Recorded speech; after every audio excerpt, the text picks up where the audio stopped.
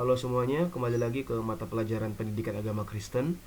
Dan tema pembelajaran hari ini adalah keluarga Kristen menjadi berkat bagi lingkungan.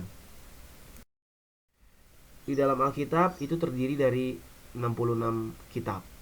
Sedangkan kalau dibagi menjadi dua, itu ada yang namanya Perjanjian Lama dan Perjanjian Baru. Kitab-kitab di dalam Perjanjian Lama dituliskan menggunakan bahasa Aram dan Ibrani, sedangkan kitab-kitab di Perjanjian Baru menggunakan bahasa Yunani. Kenapa ini dimasukkan ke dalam pembelajaran? Ini sebagai pedoman dasar saja, karena nanti di slide-slide selanjutnya ada beberapa penggunaan bahasa asli. Mengapa bahasa asli? Agar kita lebih memahami apa maksud Alkitab seputar topik utama yang sedang kita bahas saat ini. Alkitab memberikan penjelasan yang sedikit berbeda mengenai keluarga dibandingkan konsep modern pada saat ini seputar keluarga. Nah, di Alkitab itu juga memberikan prinsip-prinsip atau hal-hal mengenai keluarga yang mungkin sekarang kita agak sedikit asing. Nah, Alkitab tidak mengenal istilah keluarga kecil atau keluarga besar. Pengertian keluarga dalam Alkitab itu akan kita lihat di slide selanjutnya. Tapi yang jelas Alkitab tidak mengenal yang namanya ada keluarga kecil atau keluarga besar, karena itu kan konsep modern yang baru beberapa abad terakhir ini ditemukan. Kata keluarga di dalam Alkitab tentunya memiliki pengertian yang sedikit berbeda antara Perjanjian Lama dan Perjanjian Baru, di mana di dalam Perjanjian Lama yang menggunakan bahasa Ibrani atau bahasa Aram itu menggunakan kata bet up yang artinya rumah ayah. Sedangkan dalam Perjanjian Baru yang menggunakan bahasa Yunani menggunakan kata oikos yang artinya rumah atau kepunyaan sendiri. Mungkin kata oikos ini lebih familiar karena gereja di Indonesia ada juga yang menggunakan dasar kalimat dari kata oikos ini, yaitu oikumene, ya. Nah, di dalam bed up atau Perjanjian Lama ini yang memiliki arti rumah ayah, pengertiannya adalah orang-orang yang disebut keluarga adalah mereka yang tinggal di satu rumah yang dikepalai oleh ayah, dan tidak hanya sebatas ayah, ibu, dan anak saja, tetapi bahkan sampai ke generasi ketiga. Dan juga kata bed up ini seringkali mengindikasikan orang-orang yang seras atau satu suku, yaitu suku Israel saat itu.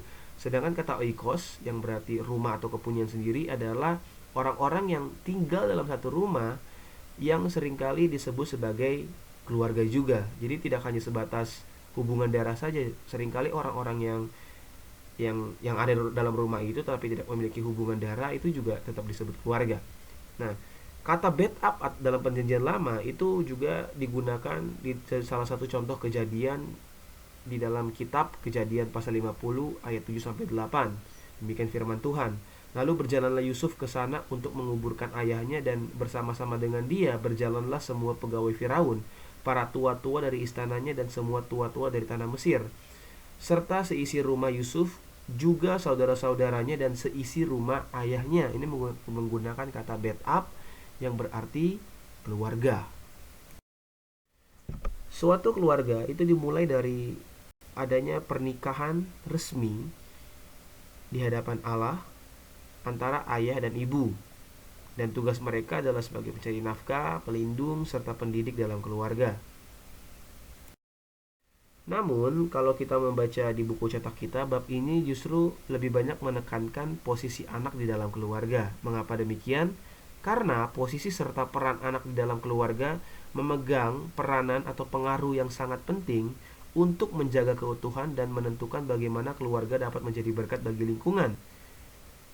Ada begitu banyak kasus di mana anak yang merusak hubungan di dalam keluarga.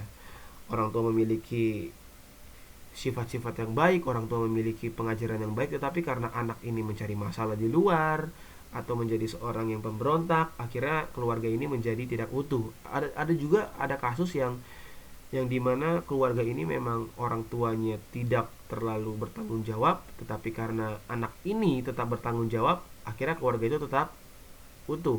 Oleh karena itu, peran anak itu juga tidak bisa dikesampingkan di dalam menjaga keutuhan keluarga, apalagi untuk menjadi berkat bagi orang lain. Bagaimana mungkin suatu keluarga itu dapat dikatakan menjadi berkat jika anak itu justru banyak mencari masalah di luar?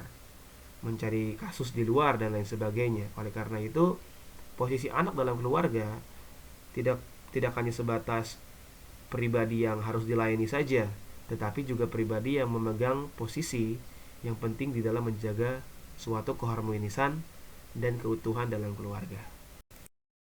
Di dalam Efesus 6 ayat 1 sampai 3, kalian bisa pause sebentar videonya untuk membaca ayat ini. Ini merupakan perintah langsung dari Tuhan kepada anak-anak, baik kita kepada orang tua kita juga.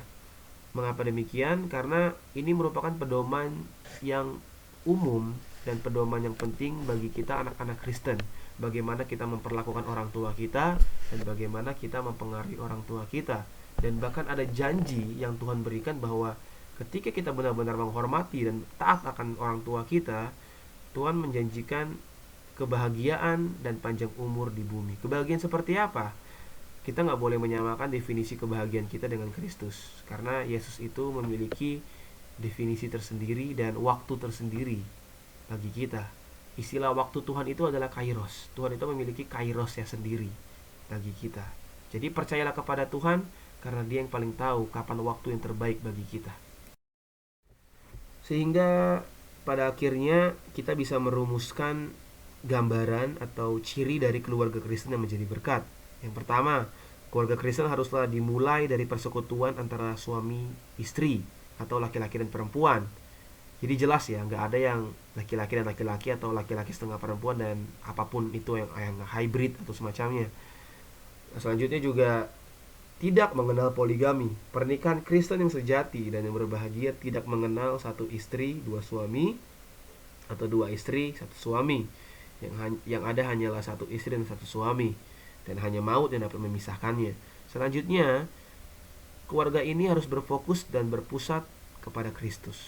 Memang ayah adalah kepala rumah tangga, kepala keluarga, tetapi pusat keluarga itu di dalam Kristus. Dan yang terakhir, melaksanakan setiap kewajiban baik ayah, ibu, dan anak-anak dengan kerelaan hati dan kerendahan hati. Tidak ada yang dipaksakan, tetapi semuanya sadar akan tanggung jawabnya, sehingga dapat terjadilah keluarga yang harmonis dan juga keluarga yang pada akhirnya bukan hanya menjadi berkat bagi diri sendiri, tetapi menjadi berkat bagi orang lain. Oleh karena itu, itulah pembahasan kita pada hari ini. Dan jangan lupa untuk mengerjakan tugas-tugas yang diberikan di Google Classroom. Kalian bisa cek dan kumpulkan sesuai waktunya, karena kalau kalian mengumpulkan di luar waktunya akan ada sedikit pengurangan nilai. Tapi yang jelas, kumpulkan semua tugas dengan baik, dan bagi ada yang belum mengerjakan tugas-tugas sebelumnya, tolong dikerjakan, karena ini akan menjadi bagian dari nilai kalian untuk kenaikan kelas. So, thank you very much and see you next week. Goodbye.